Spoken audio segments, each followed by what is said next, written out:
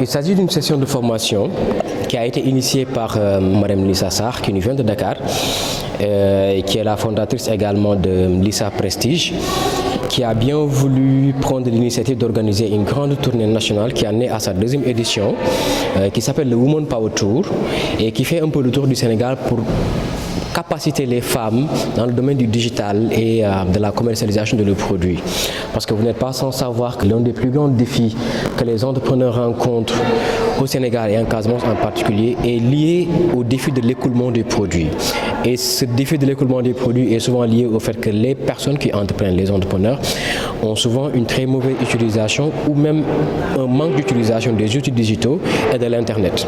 Et elle a bien voulu, comme je l'ai dit, donc faire cette tournée pour sensibiliser les femmes par rapport à ces outils-là, à leur utilisation, mais aussi les former pour qu'elles sachent mieux vendre leurs produits. Donc c'était ça l'idée qui était à la base de cette session de formation.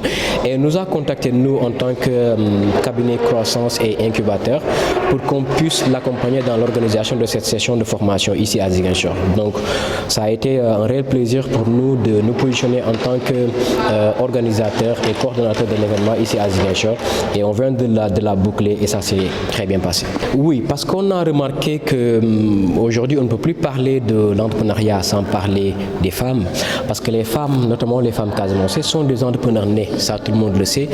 Nous avons grandi en voyant nos mamans entreprendre. C'est avec l'argent de cet entrepreneuriat-là que nos mamans nous ont amenés à l'école, qu'elles payaient les factures, qu'elles nous ont acheté des habits, etc., etc.